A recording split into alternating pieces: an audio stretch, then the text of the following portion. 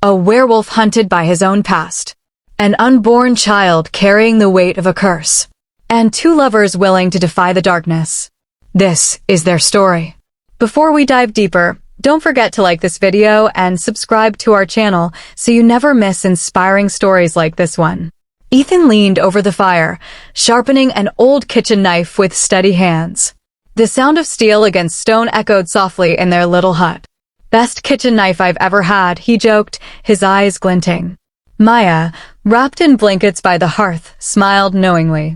"She's got your rhythm," she teased, rubbing her growing belly. "Strong and steady." Ethan chuckled. "Will you teach her to transform?" Maya shook her head gently. "I'll teach her to choose. That's all any parent can do."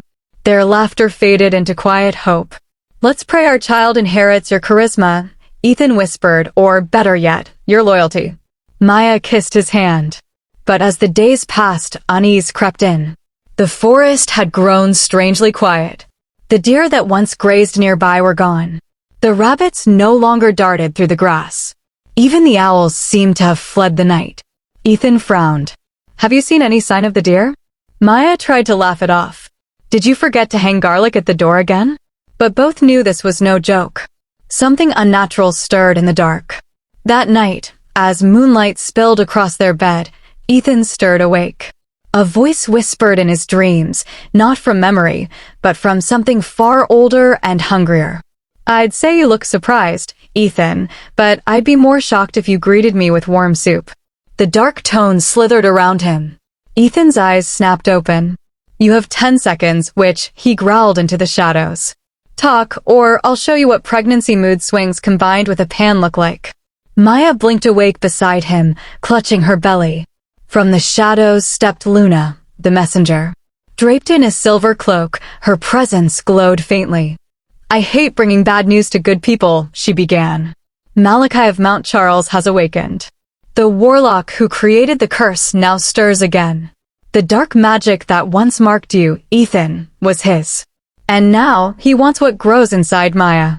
He will use your child as a vessel to cloak the world in shadow." Ethan's eyes burned. "Lay low," he barked. "Let him try touching my wife or my child." Back in the village, panic brewed.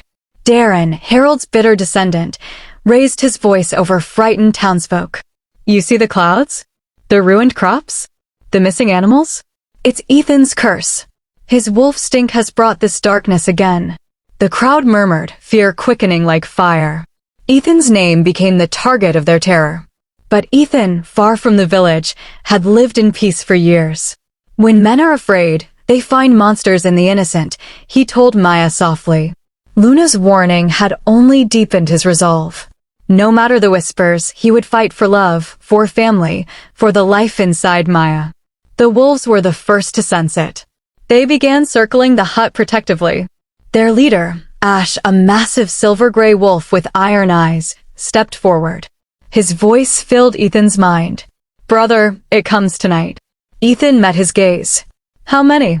Ash's voice rumbled like distant thunder. "He is alone, but he tastes of the void." Ethan nodded, shoulders squared.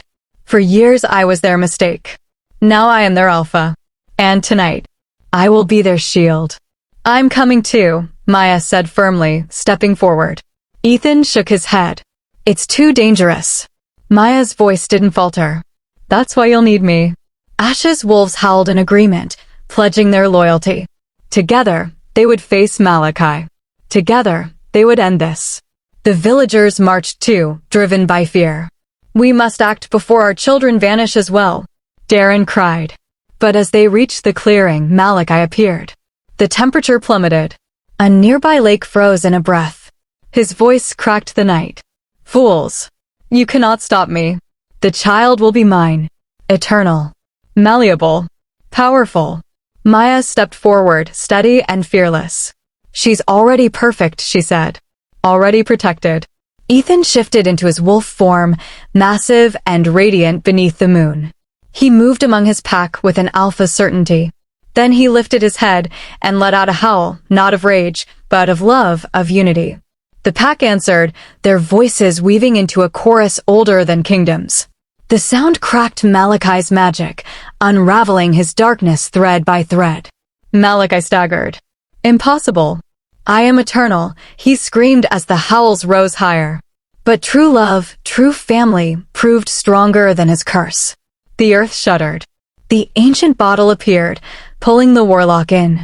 His shrieks echoed across Mount Charles until silence returned.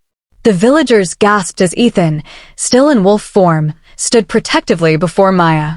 At last, they saw him for what he was, not a monster, but a guardian. Peace settled like dawn. He's been saving us all along, one villager whispered. Maya rested her hand on her belly. Willow will be strong, she promised softly. Ethan, still catching his breath, smiled. Willow will be loved. And that is the greatest strength. And so the cursed wolf found what every lost soul seeks, not just survival, but belonging, acceptance, and love. They didn't live happily ever after. They lived fully, without fear, without shadow. They lived